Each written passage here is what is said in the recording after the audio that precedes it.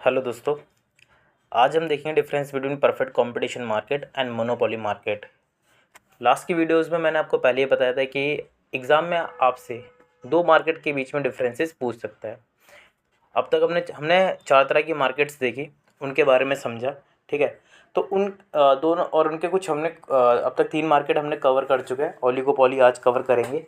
तो हमने तीन मार्केट के डेफिनेशन देखी और उनके फीचर्स देखे। ठीक है, तो एग्ज़ाम में आपसे वो दो मार्केट के बीच में डिफरेंस पूछ सकता है। ठीक है, तो आपको कैसे डिफरेंस बताने हैं, आपको फीचर्स यूज़ करने हैं दोनों। मान लो कि आपकी दो मार्केट मार्केट के बीच में उसने आपसे डिफरेंस पूछा, तो आपको करना क्या है, आपको सिंपली वो फीचर्स उठाने जो दोनों में कॉमन हो, जिन पर आप डिफरेंस बता सकते हैं। एग्जाम्पल के तौर पे जैसे आज हम difference between perfect competition market and monopoly market देखेंगे। बाकी आप अपने तरीके से बाकी डिफरेंस आप अपनी तरफ से बनाएंगे। ठीक है, तो let's see difference between perfect competition market and monopoly market. तो यहाँ पर हमारा पहला जो डिफरेंस आता है वो आता है नंबर ऑफ़ सेलर्स। हमें पता है कि अंडर परफेक्ट कंपटीशन मार्केट यहाँ पर लार्ज नंबर ऑफ सेलर्स होते हैं और मोनोपोली में सिर्फ एक ही सेलर होता है। ठीक है, तो पहला पॉइंट है number of sellers.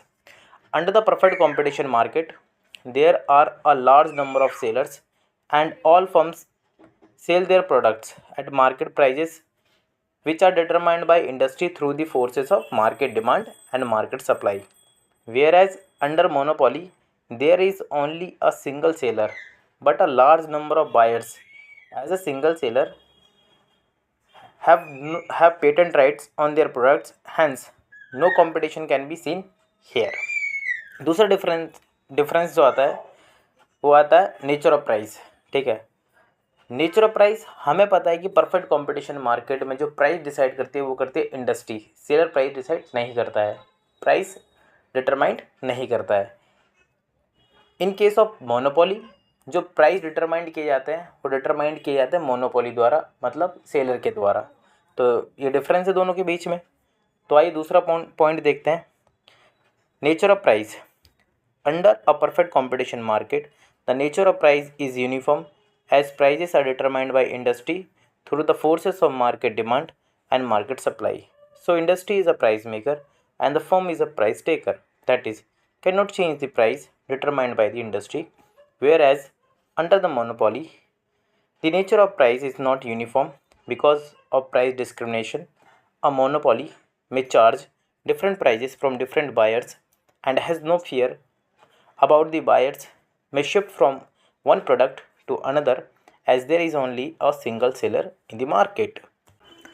Third difference freedom of entry and exit. हमें पता है कि परफेक्ट कंपटीशन मार्केट में आप जब चाहो अपनी दुकान ओपन करो, चलाओ, और अगर आपका बिज़नेस नहीं चल रहा बंद करो और चले जाओ। लेकिन मोनोपोली में ऐसा नहीं है। मोनोपोली में सिर्फ एक ही सेलर होता है। ठीक है, तो वहाँ पर रेस्ट्रिक्शन है। तो आइए डिफरेंस देखते हैं वाला। Under perfect third freedom of entry and exit. Under perfect competition market all firms are free to enter and exit. Firms are free to enter and exit. There is no restrictions in terms of patent rights or exclusive control over a technology or raw material. Whereas under monopoly, there is a restriction on the entry of new firms in industry. Generally, there are patent rights or exclusive control over the technique or raw material. Fourth point है हमारा level of knowledge. Under perfect competition market the buyers are fully aware of the prevailing prices of goods and the nature of the goods in the market, whereas under monopoly the firm may charge different prices from different buyers. Therefore the buyers are not fully aware about the exact price of product due to price discrimination. अब देखते हैं हम oligopoly market, last market रहेगी। ठीक है, अब तक तीन मार्केट देख चुके हैं, perfect competition market, monopoly market and monopolistic. Last is oligopoly market. ठीक है, ओलिगोपोली मार्केट की डेफिनेशन देखते हैं। It is a form of the market in which there are a few big sellers of a commodity. मतलब एक commodity के बहुत सा, मतलब कुछ सेलर्स, बड़े सेलर्स, ठीक है, एक कमोडिटी के, and a large number of buyers. Each seller has a significant share of the market. Example India auto market, कई सारे एग्जांपल्स हो सकते हैं। एग्जांपल यहाँ पर हमने इंडिया ऑटो मार्केट लिया है, ऑलरेडी डीप में मैंने आपको पहले भी समझा चुका हूँ। तो यहाँ पर हम सिर्फ गो थ्रू करके आगे बढ़ेंगे, जल्दी से इस वीडियो को कवर करेंगे, ठीक है। चैप्टर को ख़त्म करते हैं। फीचर्स क्या है इसके? Features of oligopoly market. पहला फीचर है a few number of firms, a few firms large in size dominate the market for a commodity. Each firm commands a significant share of the market. It can impact the market price of the product, ठीक है। दूसरा क्या है? large number of the buyers. There are a large number of buyers of a commodity. The number is so large, therefore no individual buyers by varying his demand can impact the market price of the product.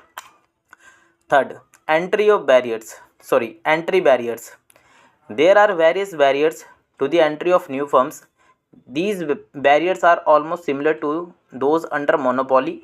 The entry of the new firm is extremely difficult but not impossible. Fourth, mutual dependency. There is a high degree of independency between the firm price and outlay policy of the firm, significantly impacting the price and output policy of the rival firm. Fifth, not possible to determine the firm's demand curve. सबसे important, oligopoly market में हम demand curve determined नहीं कर सकते। कारण, it is not possible to determine the firm's demand curve under oligopoly simply because it is not possible to predict the change in price. Change in price है, कितना price में change होगा ये हम डिटरमाइंड नहीं कर सकते। अगर हम ये डिटरमाइंड नहीं कर सकते तो हम डिमांड कर्व भी नहीं बना सकते।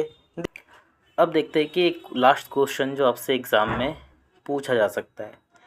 Under the perfect competition market a firm is a price taker not a maker. ये हमने देखा कि परफेक्ट कंपटीशन मार्केट में जो फर्म होती है वो प्राइस टेक करती है, ना कि डिटरमाइंड करती है। टेकर होती है, मेकर नहीं होती है। क्या रीज़न है उसके? तो ये कुछ 3 पॉइंट है जो आप वहाँ पर एक्सप्लेन कर सकते हैं। The first, large number of sellers. Under the perfect competition market a large number of sellers are selling the same product at market price. If an individual firm increases the price of the commodity with the inspirations of personal profit, then it will face loss and lose its consumer as well. If firm reduces its price as a result, getting unexpected loss. मतलब अगर firm, सबको पता है कि इस market में large number of sellers होते हैं और सेम प्रोडक्ट बेच रहे होते हैं, होमोजीनियस प्रोडक्ट, और वो भी मार्केट प्राइस में। अगर कोई भी सेलर प्राइस बढ़ाएगा तो दूसरे जो बायर्स हैं, जो कंज्यूमर हैं, वो दूसरी दुकान से परचेज़ करेंगे, जिससे क्या होगा, उसके लॉस हो जाएगा कंज्यूमर्स का उससे। और प्राइस कम कर देगा तो भी लॉस हो जाएगा, अनएक्सपेक्टेड लॉस होगा, प्रॉफिट कम होगा उससे, और लॉस होगा, और लॉस भी हो सकता है उससे ज़्यादा, ठीक है। तो एक तो ये रीज़न हो गया। दूसरा, होमोजीनियस प्रोडक्ट। दूसरा पॉइंट है homogeneous product.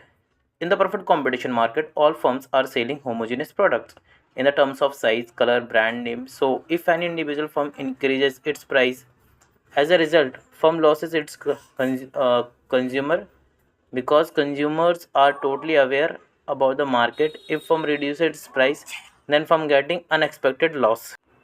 Third point, irrational decision determine lower price. ठीक है, ये क्या है?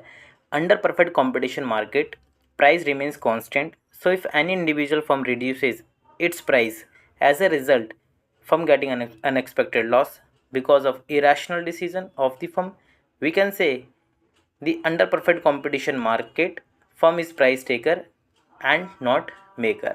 ओके दोस्तों, ये चैप्टर आपका यहीं ख़त्म होता है, और मैं उम्मीद करूँगा आपको ये सारी चीज़ अच्छे समझ में आई होंगी, आप अच्छे से पढ़ाई करेंगे। अगर आपको वीडियो अच्छी लगी हो तो इसे लाइक ज़रूर करें और शेयर ज़रूर करें, ठीक है।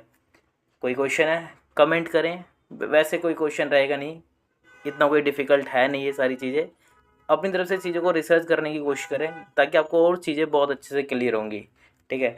तो मैं मिलता हूँ आपसे नेक्स्ट वीडियो में, तब तक अच्छे से पढ़ाई करें और अपना ध्यान रखें।